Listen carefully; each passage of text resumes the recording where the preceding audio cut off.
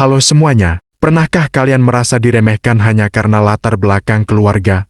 Pernah dianggap tidak mampu hanya karena orang tua kita bukan orang berada? Inilah kisah menyentuh tentang seorang siswi sekolah menengah yang sehari-hari hidup sederhana, anak dari seorang sopir angkot yang dipandang sebelah mata oleh teman-teman dan bahkan wali kelasnya sendiri. Namun siapa sangka, dengan tekad, semangat, dan kecintaannya pada matematika, dia berhasil membuktikan bahwa mimpi tak mengenal kasta. Dia menorehkan prestasi luar biasa, juara 1 lomba matematika internasional, sebuah kemenangan yang mengubah pandangan semua orang di sekitarnya. Tapi sebelum kita lanjut ke kisah inspiratif ini, jangan lupa untuk like video ini karena like itu gratis, dan siapa yang like, saya doakan, rezekinya diluaskan, hutang-hutangnya segera dilunaskan, amin. Dan pastikan juga untuk subscribe, biar kamu gak ketinggalan kisah-kisah inspiratif lainnya. Kalau sudah, yuk kita simak kisah lengkapnya berikut ini. Di sebuah kota kecil yang hiruk-pikuk oleh suara angkot dan padatnya aktivitas harian, hiduplah seorang gadis bernama Risna. Ia adalah siswi kelas 11 di salah satu SMA negeri favorit di kotanya. Risna dikenal pendiam, sederhana, dan selalu datang ke sekolah dengan pakaian yang rapi meski sangat sederhana. Yang tak banyak orang tahu, Risna adalah anak dari seorang sopir angkot.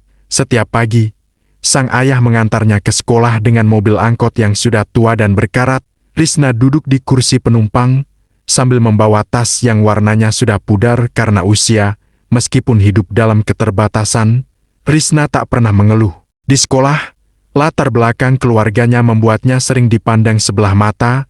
Ia bukan anak pejabat, bukan anak pengusaha, dan bukan pula siswi populer yang aktif di organisasi. Teman-temannya jarang mengajak bicara, bahkan ada yang terang-terangan mengejeknya. Pantas saja nilainya biasa-biasa aja, anak sopir angkot. Mau ikut les juga? Emang sanggup bayarnya? Komentar-komentar seperti itu sudah menjadi makanan sehari-hari bagi Risna. Yang lebih menyakitkan lagi, wali kelasnya pun terlihat tidak begitu peduli padanya. Ia lebih memperhatikan murid-murid yang dianggap berprestasi atau berasal dari keluarga berada. Namun di balik tatapan mata yang selalu menunduk dan langkah kaki yang pelan, Risna menyimpan sesuatu yang luar biasa, sebuah api kecil yang tak pernah padam, dan sebuah kecintaan pada pelajaran yang membuat kebanyakan orang pusing matematika. Setiap pagi, Risna melangkah ke sekolah dengan kepala tertunduk, bukan karena malu menjadi anak sopir angkot, tapi karena ia tahu, tatapan yang akan ia hadapi sepanjang hari bukanlah tatapan ramah. Di sekolah, Risna bukan siapa-siapa, tidak populer, tidak cantik menurut standar teman-temannya, tidak punya apa-apa yang bisa dibanggakan, selain semangat yang diam-diam ia pelihara sendiri. Di kelas, bangkunya sering dibiarkan kosong di sebelah. Ketika ada kerja kelompok, namanya jarang dipanggil. Saat presentasi, ia sering tidak diberi kesempatan bicara. Dan yang paling menyakitkan adalah sikap wali kelasnya sendiri. Pernah suatu hari, wali kelas membagikan daftar siswa yang akan diikut sertakan dalam bimbingan olimpiade. Tanpa melihat nilai atau potensi, nama-nama yang disebut hanyalah mereka yang aktif, disukai, atau berasal dari keluarga terkenal. Risna hanya bisa menggenggam pensil di tangannya sambil menahan air mata. Bukan karena tidak terpilih, tapi karena tak satu pun orang melihat kemampuannya. Seolah-olah, siapa orang tuamu lebih penting daripada siapa dirimu. Ma, kenapa orang-orang gak pernah lihat aku seperti aku sebenarnya? Kalimat itu pernah ia bisikan kepada ibunya suatu malam. Saat belajar ditemani cahaya lampu temaram, sang ibu hanya mengelus rambutnya sambil tersenyum dan menjawab, karena mereka belum tahu, cahaya paling terang butuh waktu untuk menyala. Risna menelan semua perasaan itu dalam diam, tapi bukan berarti ia menyerah. Di balik sunyi dan ketidakpedulian itu, ada sesuatu yang tumbuh pelan-pelan dalam hatinya. Tekad untuk membuktikan bahwa nilai seseorang tidak diukur dari latar belakang, tapi dari perjuangannya. Di balik semua perlakuan tak adil, ada satu hal yang selalu membuat Risna merasa hidup, matematika. Baginya, angka-angka adalah tempat ia menemukan kedamaian. Saat teman-teman sibuk membicarakan tren, drama, atau pergi nongkrong sepulang sekolah, Risna memilih duduk diam di pojok perpustakaan membuka buku-buku matematika tua. Sebagian bahkan sudah sobek dan lusuh, tapi bagi Risna, itulah harta karunnya. Ia tidak punya akses ke les privat mahal, tapi ia punya rasa ingin tahu yang besar. Tak jarang ia belajar dari video gratis di internet pakai HP jadul warisan ayahnya. yang kadang harus direstart berkali-kali karena sering hang. Koneksi internetnya, pinjam tethering dari teman sebentar-sebentar, atau cari wifi gratis di taman kota. Suatu hari, di mading sekolah, Risna melihat pengumuman kecil yang hampir tak terbaca karena setengah kertasnya robek. Pendaftaran Olimpiade Matematika Internasional tingkat pelajar terbuka untuk seluruh siswa SMA. Hatinya bergetar. Ia membaca pengumuman itu berulang-ulang. Tidak ada batasan siapa yang boleh ikut, tidak ada syarat harus direkomendasikan guru. Siapa saja boleh ikut, termasuk dia. Malam itu, tanpa memberitahu siapapun, Risna diam-diam mendaftar lewat warnet dekat rumah. Tangannya gemetar saat mengisi formulir, tapi hatinya bulat. Ia tahu, ini bukan soal menang atau kalah. Ini tentang membuktikan pada dunia bahwa dirinya layak. Sejak hari itu, Risna mulai belajar lebih keras. Tidur larut malam, bangun sebelum subuh. Sambil membantu ibunya memasak nasi untuk dijual di pagi hari, otaknya terus memutar rumus dan logika. Dia tidak punya mentor, tidak punya dukungan. Yang dia punya hanyalah kemauan kuat dan keyakinan bahwa meski semua orang memandang rendah dirinya, angka-angka tidak pernah berbohong. Dan dari sanalah, perjuangan sesungguhnya dimulai. Sejak hari itu, hari di mana ia diam-diam mendaftar ke Olimpiade Matematika Internasional, hidup Risna berubah. Ia mulai membagi waktunya dengan lebih ketat. Pagi hari ia bantu ibunya memasak dan menyiapkan dagangan. Siang hingga sore ia di sekolah berusaha tetap fokus walaupun sering tidak dianggap. Dan malam hari, ketika orang-orang rumah sudah tidur, barulah Risna memulai kelas belajar sesungguhnya. Dengan buku-buku bekas yang ia kumpulkan dari sumbangan perpustakaan dan tumpukan fotokopi usang, ia menekuni soal-soal yang seringkali bahkan tidak dipahami teman-teman sekelasnya. Di kamarnya yang sempit, dengan cahaya lampu redup dan suara kipas angin yang berderit, Risna memecahkan soal demi soal. Tidak jarang ia menangis dalam diam, bukan karena lelah, tapi karena frustasi dan tetap harus belajar sendirian. Tapi satu hal yang membuatnya terus berjalan, Risna percaya bahwa setiap angka yang ia pecahkan adalah satu langkah mendekatkan dirinya pada mimpi. Di sela-sela istirahat sekolah, Risna tidak ikut bergosip atau main game. Ia membuka catatannya, mencuri waktu untuk mengulang rumus atau memeriksa kesalahannya semalam. Beberapa teman masih mengejeknya. Ih, ngapain sih belajar mulu?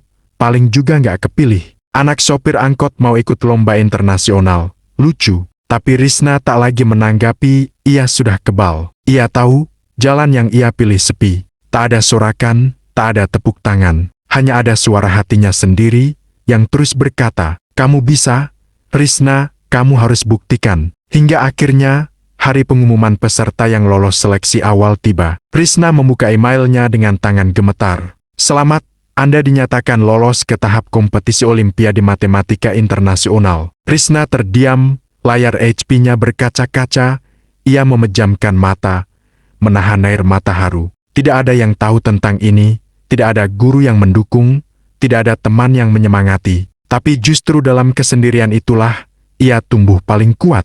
Hari perlombaan tiba, meskipun hanya lewat daring, tekanan dan atmosfer kompetisinya terasa nyata. Peserta dari berbagai negara, anak-anak dari sekolah elite, bimbingan khusus, bahkan ada yang dibimbing profesor langsung. Sementara Risna, ia hanya punya buku lusuh, tekad, dan doa dari orang tuanya. Ia duduk di depan layar komputer pinjaman sekolah bukan karena diberi kepercayaan, tapi karena sekolah hanya membolehkan itu agar tak mengganggu kegiatan belajar yang lain. Risna mengerjakan soal-soal berat itu dengan penuh konsentrasi, setiap rumus ia pikirkan matang-matang, setiap angka ia periksa 2 kali, waktu berjalan begitu cepat, tapi Risna tetap tenang, seperti sedang menari bersama angka-angka yang hanya dia mengerti. Lalu waktu habis, lomba selesai, yang tersisa hanya penantian. 2 minggu kemudian, seluruh sekolah dikejutkan oleh sebuah pengumuman dari panitia Olimpiade. Juara 1 Olimpiade Matematika Internasional tingkat pelajar diraih oleh